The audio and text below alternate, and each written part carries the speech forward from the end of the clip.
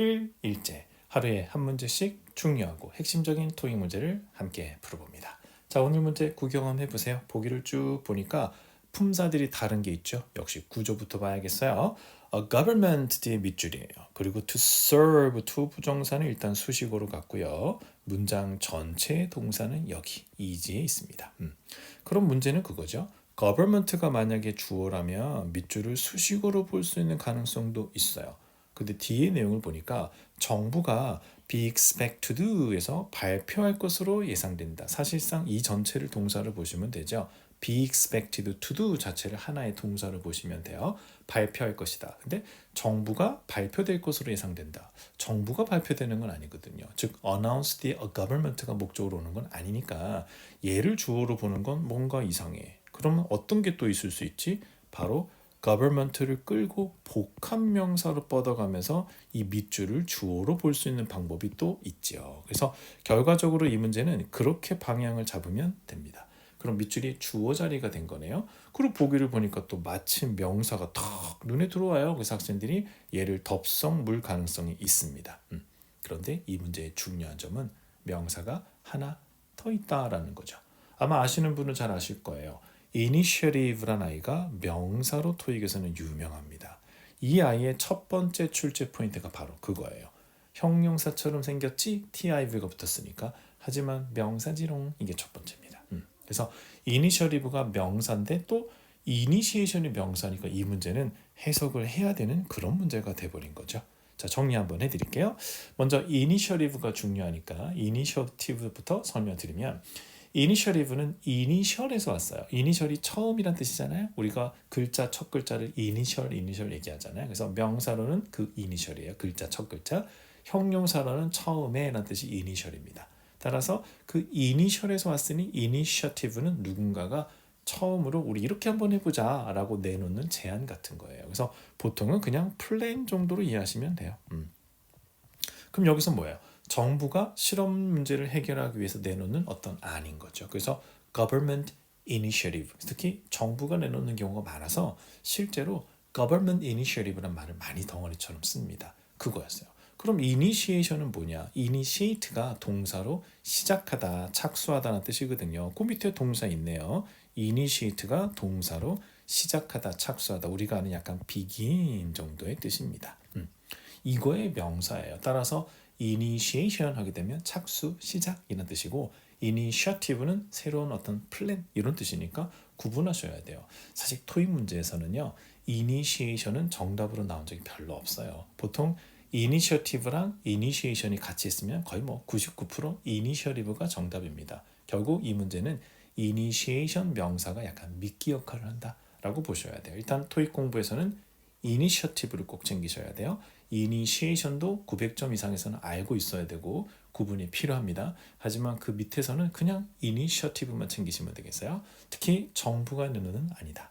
A government initiative. 입에 붙여볼까요? 같이 해보죠. A government initiative. 한 번 더요. A government initiative. 이렇게 한번 정리해 두시면 되겠습니다. 오늘의 1일 1제는 아주 중요하고 유명한 명사였습니다.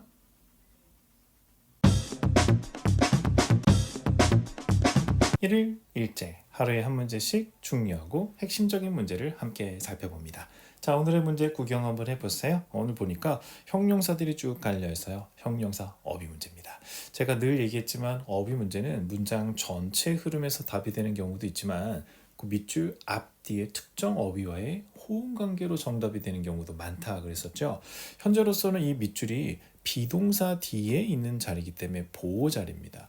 보호 자리의 형용사는 특히 밑줄 뒤에 구조호응이 아주 중요한 역할을 하게 돼요. 그래서 지금 같은 경우는 지금 밑줄 뒤에 to 전치사가 연결되고 있죠. 따라서 미션은 뭐예요?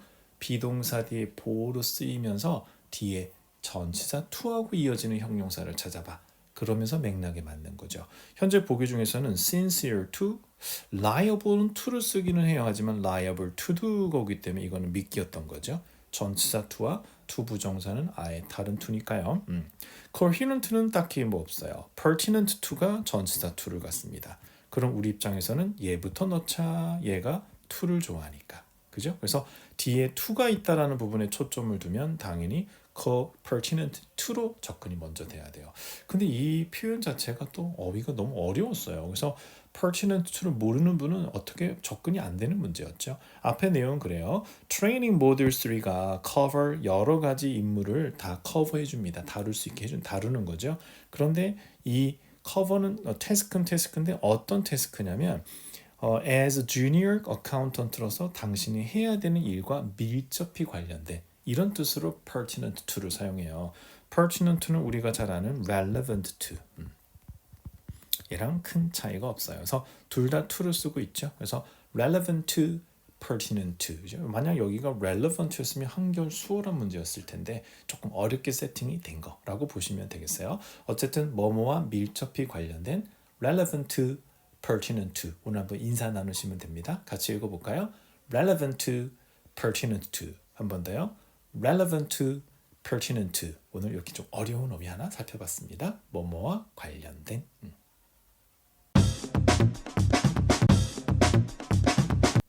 1일 1제 하루에 한 문제씩 중요하고 핵심적인 문제를 함께 살펴봅니다. 자, 오늘의 문제 보기 한번 보세요. 명사들 쭉 깔려 있죠. 명사 어휘 문제구나 라는 것을 알 수가 있어요. 명사 어휘 문제도 마찬가지죠. 밑줄 앞뒤에 호응, 컬로케이션으로 문제가 풀릴 수도 있고 문장 전체를 봐야 되는 경우도 있다 그랬어요. 그죠? 자, 일단 이 문제 같은 경우는 밑줄 앞에 보니까 night가 있어요. 사실 이 night만 주목해도 어느 정도 방향을 잡을 수는 있습니다. 왜냐? 우리가 밤 근무, 낮 근무할 때 night shift, day shift라는 말을 쓰니까요. 하지만 뭐 night vision, 밤의 시야가 밝다, 뭐 어둡다. 나는 야맹, 밤에 잘 안 보여. 이런 얘기할 때도 우리가 쓰는 게 있으니까 무조건 이쪽이다 말할 수는 없어요. 그럼 이 경우는 맥락을 좀 봐야 될 것 같습니다. 자, 맥락을 보니까 applicant 지원자들은 수식어 지나서 should be available 일할 수 있어야 됩니다. 언제?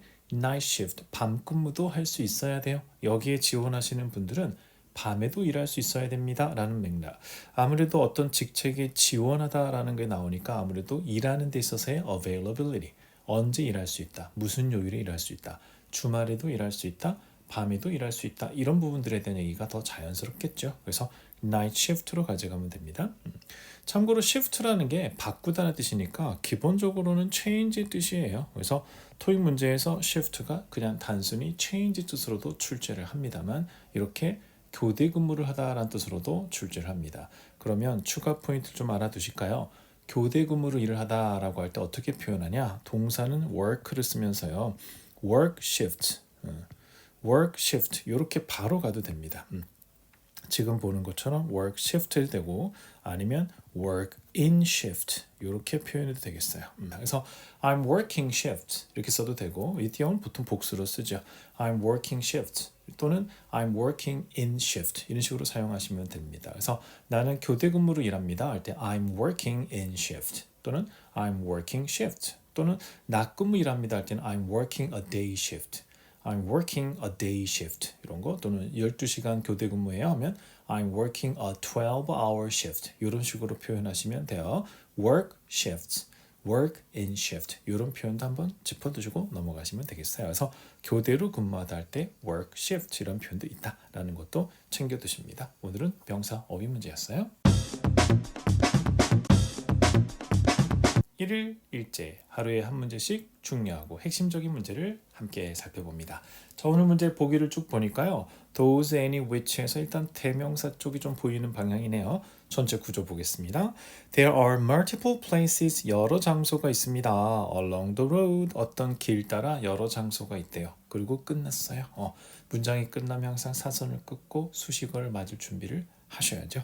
at이 보이고요. 그리고 밑줄 뒤로 주어 동사가 또 보입니다. 주어 동사가 또 나오네? 그럼 뭐가 필요하죠? 그렇죠. 접속사가 필요해요. 일단은 이 밑줄에는 접속사 또는 접속사의 기능을 가진 아이가 들어가야겠구나 라는 생각을 할 수가 있죠. 근데 보기를 쑥 보니까 접속사처럼 쓸 수 있는 게 which밖에 없네? 라는 거. 그럼 이 위치가 at which, at which 그곳에서 전치사 플러스 관계대명사로 보면 되겠죠. 그럼 이 at which가 places를 수식한다라고 방향을 잡으면 되잖아요. 그지? 그래서 여러 장소가 있어요. at which 그 장소에서 driver들은 쉬어갈 수 있습니다. 이렇게 이어지는 거였죠. 근데 어떻게 보면 되게 단순하고 쉬운 문제일 수 있어요. 왜냐? 주어 동사 밑줄 또 주어 동사니까 일단 접속사가 필요해. 근데 보기를 보니 접속사처럼 쓸 수 있는 게 which밖에 없었다. 이런 얘기거든요. 이 문제에 의외로 many 고른 분이 많았어요. 그래서 아니 왜 many를 골랐어요? 그러니까 many drivers에서 많은 운전자들이 쉬어갈 수 있다. 이렇게 봤다라는 거죠. 이거 정말 위험합니다. 밑줄이 명사 앞이라고 해서 명사 수식어 형용사 자리야. 이렇게 생각하는 건 이제 막 토익을 시작하신 입문반 시각이에요. 시야가 너무 좁다. 라고 말할 수 있죠. 문장 전체의 구조 흐름을 보지 않고 밑줄이 무슨 자리인가를 판단하는 건 매우 위험한 행동입니다. 절대 해서는 안 돼요. 그래서 문장 전체 구조에서 밑줄이 무슨 자리인가 꼭 살필 수 있어야 돼요. 여기선 주어 동사 끝 그리고 또 다른 주어 동사 나가니까 접속사가 필요해서 포인트를 잡으시면 됩니다. at which는 전치사 플러스 관계대명사였죠. 추가 팁을 드리면 이때 at which 대신에 그곳에서 장소니까 where 관계부사로 변형을 시키셔도 전혀 문제되지 않습니다. 그곳에서 주어는 동사할 수 있다. 이렇게 접근할 수도 있다는 것도 하나 챙겨두고 가십니다. 아무튼 관계대명사 관련해서는 최근 몇 년 동안 학생들이 가장 어렵다고 했던 문제가 바로 이 문제예요. 근데 과연 그렇게까지 엄청나게 어려운 문제인가에 대해서는 한번 생각해 볼 필요가 있다라는 거죠. 그냥 단순히 접속사의 기능이 있는 게 필요해만 봐도 이 문제를 풀 수 있어야 되지 않았을까라는 생각이 듭니다. 아무튼 결과적으로는 많이 틀렸던 문제였습니다.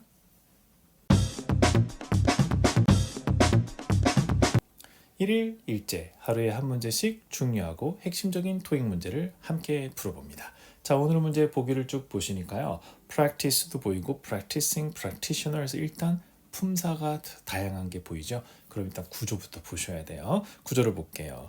무슨 society에서 maintain 합니다. A list of medical B. medical 뒤에 명사가 와야 되죠. 앞에 형용사가 소식하고 있으니까요. 보기를 보니까 딱 봐도 명사는 두 개가 보입니다. 아, 이거 그 문제군요. 사람, 사물 구분하는 거, 그지? 사람 명사하고 사람 명사가 아닌 걸 주고 구분하는 문제는 토익 명사 유형에서 그냥 흔하게 나오는 문제, 거의 매 시험에서 출제된다고 볼 수 있죠. 이 문제의 포인트는 결국은 맥락상 여기에 사람이 필요해 안 해? 이걸 물어보는 거라고 볼 수 있어요. 그럼 여기에 사람이 필요한가를 살펴봐야겠습니다. 이 단체에서는 maintain, 관리하고 유지하는 거예요. A list of medical B의 거죠. 이 지역에 있는 medical B.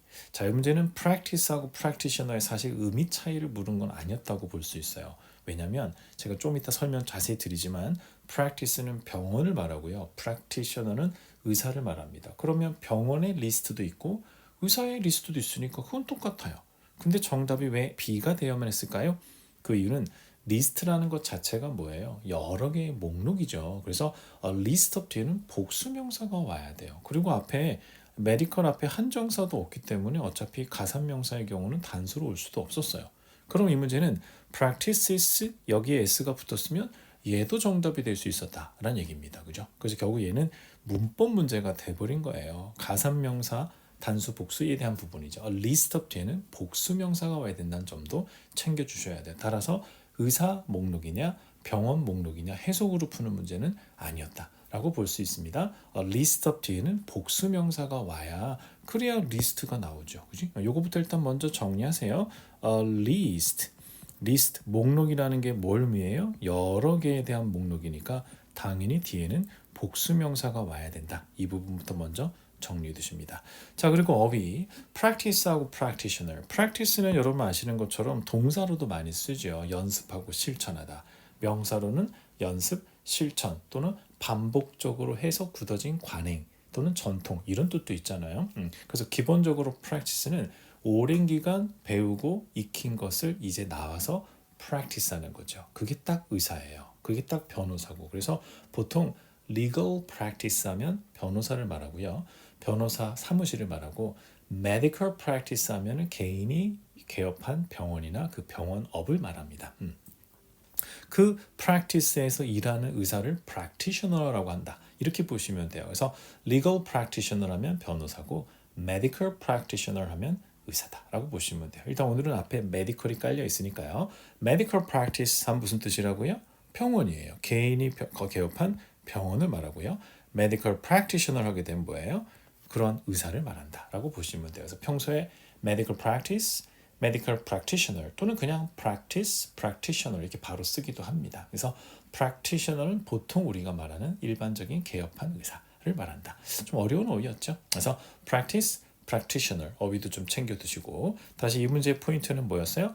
A list of 뒤에 복수명사가 필요했다. 그래서 병원도 올 수 있고 의사도 올 수 있지만 현재 병원은 단수라서 리스트랑 연결이 안 돼서 탈락한 이런 케이스라고 볼 수 있어요. 그래서 알고 보면 문법 문제였던 거, 그지? 그래서 나는 practitioner가 뜻이 뭔지를 몰랐어. 그래, 나는 practice가 무슨 뜻인지도 몰랐어. 하더라도 어때요? 일단 여기에 초점을 두면 되죠. A list of 뒤에는 복수명사가 와야 리스트가 만들어지지 않아? 그럼 보기 중에 지금 복수가 얘밖에 없잖아, 그죠? B밖에 없잖아. 여기에 포커스를 두는 거. 그래서 따라서 이 문제는 결과적으로 뭐였어요? 복수인 것에만 포커스를 두면 a list of 뒤에 복수명사 이게 포인트긴 합니다. 한 번 더 정리해 두시죠.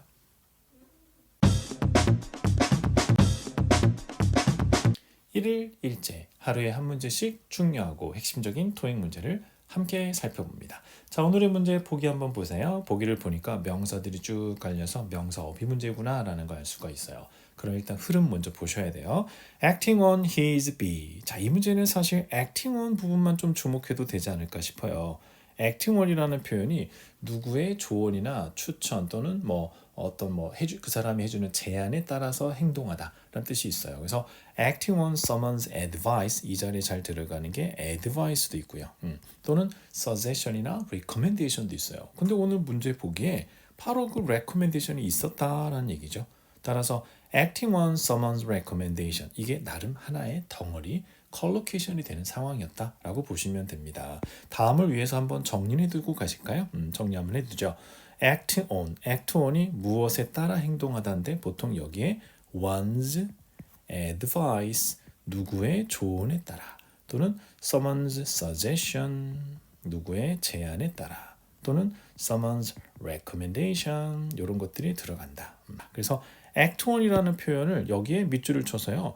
동사 act on을 넣는 문제도 출제했기 때문에 act on someone's advice, act on someone's suggestion, act on someone's recommendation 이렇게 연결 한번 해두시면 좋겠네요. 누구의 조언에 따라 어떤 일을 하다라고 할 때 act on someone's advice 같이 한번 읽어볼까요? 세 개 해보죠. act on someone's advice, act on someone's suggestion, act on someone's recommendation 이렇게 연결해 두세요. 그럼 다음엔 acting on 뒤에 someone's recommendation이 좀 더 쉽게 풀릴 겁니다.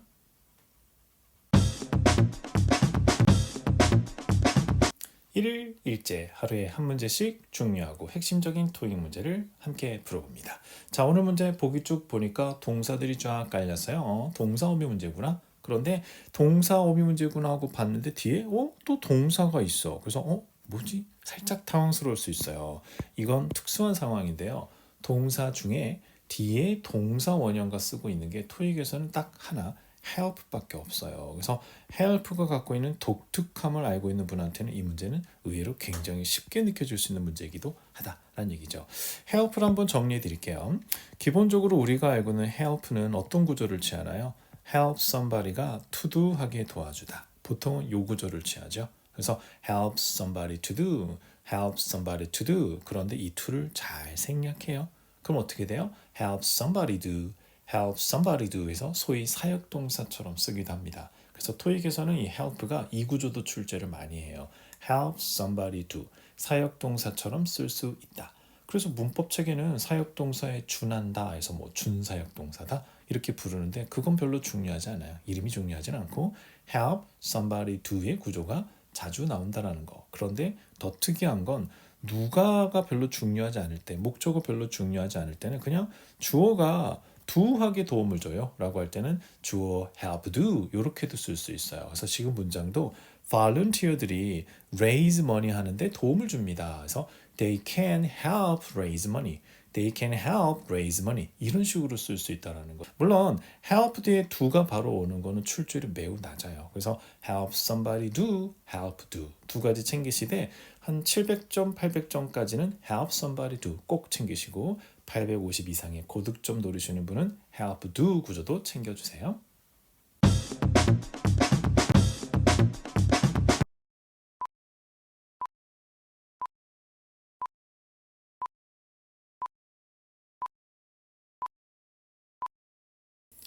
일일 일제 하루에 한 문제씩 중요하고 핵심적인 토익 문제를 함께 살펴봅니다. 자, 오늘의 문제 보기를 보세요. 보니까 품사가 다양하게 있죠. 그럼 이거는 일단 구조부터 봐야 돼요. 보니까 after be 그리고 뒤에 to 부정사가 이어져요. 자, 첫 번째로 주목할 거는 after죠. 우리가 알다시피 after는 전치사 또는 접속사예요. 접속사로는 뒤에 주어 동사가 올 것이고 전치사로는 명사, 대명사, 동명사 이런 게 올 수 있죠. 보통 명사 아니면 동명사로 보통 문제가 출제됩니다. 그런데 보기를 보니까 어라? 명사가 있어? 근데 동명사도 있어. 이렇게 같이 준 거죠. 명사하고 동명사를 같이 주고 구분하는 문제는 토익이 엄청 좋아하는 문제죠. 따라서 이 문제는 현재 문제의 포인트는 뭐예요? 명사하고 동명사하고 보기에 같이 주고 명사 넣을래, 동명사 넣을래 이 문제입니다. 자, 어떻게 이걸 구분해야 될까요? 기본적으로 동명사는 여러분 아시는 것처럼 준동사라 그래요. 동사의 요소, 즉 구조적인 부분은 그대로 유지를 합니다. 따라서 동명사도 자신의 구조, 필요하면 뒤에 목적어 또는 보어나 전치사 구조와 같은 구조를 그대로 유지한다는 게 명사랑 다른 점이에요. 또 하나는 명사는 앞에서 수식할 수 있는 게 있죠. 어라든지 더라든지 그리고 형용사가 수식할 수 있어요. 하지만 부사의 경우는 어때요? 부사가 수식한다는 점 그리고 어나 더가 올 수 없다는 점. 요 정도만 구분하면 거의 대부분은 구분이 됩니다. 다시 동명사는 뒤에 목적어나 보어를 가질 수 있어. 명사는 앞에 더 형용사가 수식하지. 동명사는 부사가 수식하고 요것만 구분하면 거의 다 돼요. 자, 그럼 일단 제일 먼저 할 거는 뒤에 앞에는 뭐 아무것도 없으니까 그지? 앞에는 아무것도 없는 상태니까 뒤에 구조를 봤는데 투부정사가 보이더라고요. 근데 이 문제가 어려웠어요. 왜? decision이 명사로 쓸 때도 어때요? 뒤에 to도를 취합니다. decision to do, to do 하기로 한 결정. 이렇게 써요.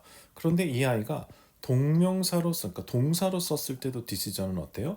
뒤에 투부정사를 취해서 to do 하기로 마음 먹었어. 목적으로 to do를 취하거든요. 결국은 지금 뒤에 있는 투부정사의 구조가 두 개를 구분하는데 아무런 기준이 되지 못했어요. 그래서 학생들이 엄청 당황했죠. 보통은 뒤에 구조만 보면 거의 해결이 되는데 얘는 안 된 거야. 자, 근데 여기는 굉장히 어렵지만 아주 중요한 문법 포인트가 하나 들어있습니다.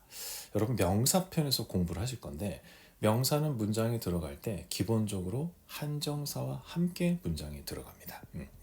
명사가 문장에 들어갈 때는 명사 혼자 들어가는 게 아니라 그냥 일반적인 거는 특정한 거는 더, 그 외에도 경우에 따라 my, this 이런 것들 또는 좀 확대를 시키면 뭐 some, every 같은 애들도 한정사에 들어가요. 이렇게 명사가 문장에 들어갈 때는 을의 누구와 함께 한정사와 함께 문장에 들어간다. 바로 이 부분을 여러분이 기억해 주셔야 돼요. 이 말은 뭐예요? 명사가 문장에 들어갈 때 특정 한정사가 없는 건 매우 뭔가 불안정한 상태. 뭐가 2% 부족한 느낌인 걸 잡으셔야 돼요. 따라서 이 문제는 명사를 넣기에는 아까 봤던 대로 앞에 왜 아무것도 없지? 뭔가 있어야 되지 않나?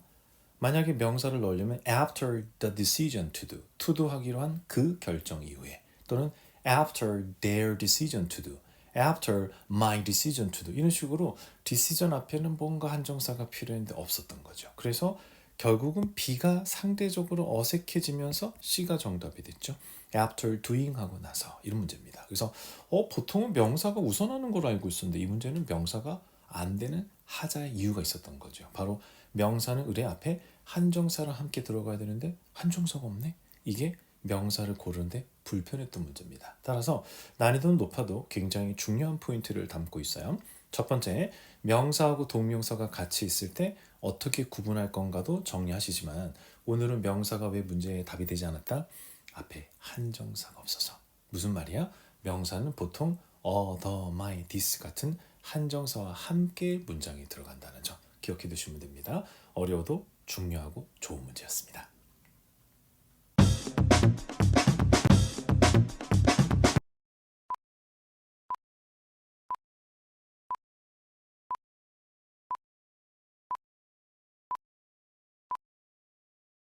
일일 일제 하루에 한 문제씩 중요하고 핵심적인 문제를 함께 살펴봅니다. 자, 오늘 문제 보기를 쭉 보니까요. 어때요? 보기에 나와 있는 건 약간 한정사 아니면 형용사 쪽 선택이다 라는 생각이 들죠. 그럼 이건 문법적인 성격이 강하겠구나 라는 생각하시면 돼요. 자, 구조를 보니까 before doing 하기 전에 모든 직원들은 turn off 하셔야 됩니다. office appliance를 해서 주어 동사 목적어는 잘 파악이 됩니다. 밑줄은 지금 현재 비어 있는데 한정사나 형용사로 보기에는 어라? 이미 한정사 더가 있어. 그죠? 더가 있는데 그 앞에 뭐가 또 필요하나? 필요 없죠. 근데 이 중에 넣어야 된다? 그때 더 앞에도 올 수 있는 애가 딱 하나 있어요. 보기 중에서는 all밖에 없습니다. all만 all the people처럼 쓸 수 있는 거죠. 그러고 보니까 all the people은 되게 익숙하다 그죠? 많이 들어봤어 라는 생각이 들 겁니다. all의 특이한 쓰임이에요. every나 each는 이런 걸 할 수가 없어요. 하지만 all은 더 앞에도 올 수 있다. 그래서 평소에 여러분이 그냥 입에 붙여두는 거예요. all the people, all the problems, all the students 이런 식으로 all the people, all the people 이런 거죠. 아, 더 앞에도 all은 올 수 있구나라는 거죠. 특이하지만 모르면 풀 수 없는 문제이기 때문에 한번 짚어두시기 바랍니다. all the people 읽어볼까요? all the people 한 번 더요. all the people 이렇게만 정리해 두시면 이 문제 쉽게 풀어요. 어렵지만 사실은 쉽게도 풀 수 있어요. 더 앞에 올 수 있는 건 이 중에 all밖에 없어. 요것만 잘 기억하시면 됩니다.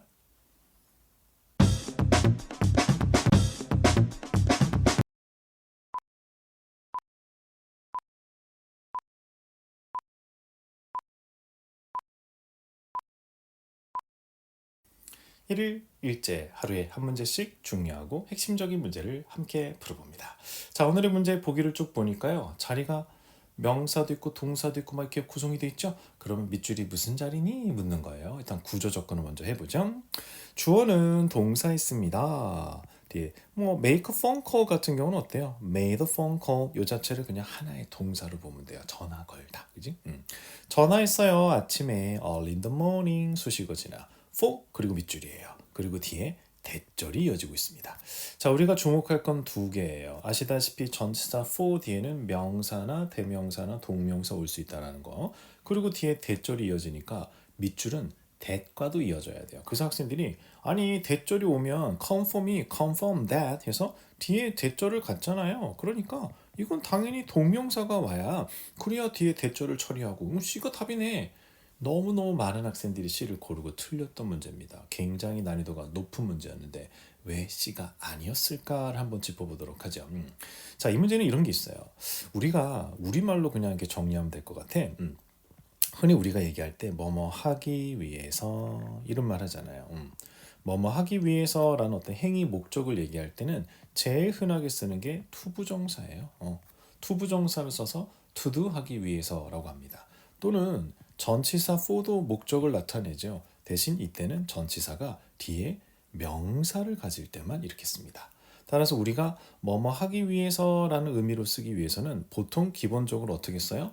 to do 하기 위해서 아니면 for 명사 하기 위해서 to do 하기 위해서 아니면 for 명사 하기 위해서 이 두 가지 방법을 택합니다. for doing은 안 써요. for doing은 뭐뭐 하기 위해서의 뜻으로 행위 목적으로는 안 씁니다. 어떤 뭐 제품의 용도나 목적으로 써요. 예를 들면 this program is 뭐 어떤 용도를 얘기할 거니까 this program is made for helping beginners. 이 프로그램은 비기너들을 helping하기 위해 만들어졌다. 이런 식의 어떤 제품의 용도 목적으로는 써요. 하지만 사람의 행위 목적으로는 for doing을 쓰지 않습니다. 따라서 그냥 쉽게 생각하세요. 우리말로 뭐뭐 하기 위해서란 뜻은 어떻게 쓴다? to do 하기 위해서 아니면 for 명사 하기 위해서 for doing으로는 쓰지 않는다라는 얘기죠. 따라서 이 문제는 for confirming 하기 위해서가 일단 틀렸어요. 여기서부터가 문제가 된 거죠. 그래서 동명사가 들어가면 사람이 전화를 건 행위 목적. 여기 전화 걸었다고 했잖아요. 그럼 전화 건 목적이 와야 되니까 to do로 와야 돼요. call 전화했습니다. to do 하기 위해서요. 그지? 요렇게 연결. 여기가 to confirm이었으면 문제되지 않았어요. 그러면 이게 지금 그 명사가 답이란 소린데 그 명사 뒤에 이게 대시 와? 가끔 와요. 혹시 들어본 적 있어요? 주어가 동사라는 사실, 의견, 주장, 소문. 통격절입니다. 굉장히 드문 케이스죠. 그래서 confirmation은 경우에 따라 이렇게 대절의 동격절을 취할 수 있어요. 주어가 동사라는 확인을 위해서 전화했다. 자, 이 문제도 굉장히 난이도가 높은 문제입니다. 이번에 제가 연속으로 조금 어려운 문제들을 많이 소개하고 있죠. 고득점자들도 이 일을 일찍 보면서 도움을 많이 얻고 있다라는 의견이 있어서 제가 약간 어려운 것도 좀 넣긴 했는데, 혹시 이제 막 토익을 준비하시는 분들은 이런 문제에 대해서 너무 스트레스 받지 마세요. 요 영상은 계속 있죠. 다음에도 볼 수 있으니까 그냥 이해되면 이해되는 만큼, 안 되면 알았어 다음 문제로, 그래서 뒤에 거부터 열심히 하시면 됩니다. 제가 기본 문제예요. 아주 쉬운 겁니다. 꼭 챙기세요 하는 것부터 챙기세요. 어렵습니다 하는 걸 그냥 어렵구나 하고 구경하고 넘어간다 라고 생각하시면 됩니다. 자, 오늘 문제는 for doing으로 접근하기 쉬웠던 문제예요. 근데 왜 안 됐다? 우리가 흔히 말하는 뭐뭐하기 위해서라고 할 때는 to do 하기 위해서 또는 for 명사하기 위해서 하지 for doing 하기 위해서라고는 쓰지 않는다 라는 첫 번째 포인트 잘 챙겨 두시고요. 그리고 confirmation 명사는 뒤에 대절을 동격으로도 취할 수 있다는 것도 추가적으로 챙겨 두시면 됩니다. 이 두 가지 포인트를 잡고 가는 문제입니다. 난이도 높은 문제니까 초고득점 노리시는 분들은 한번 욕심내시면 되겠습니다.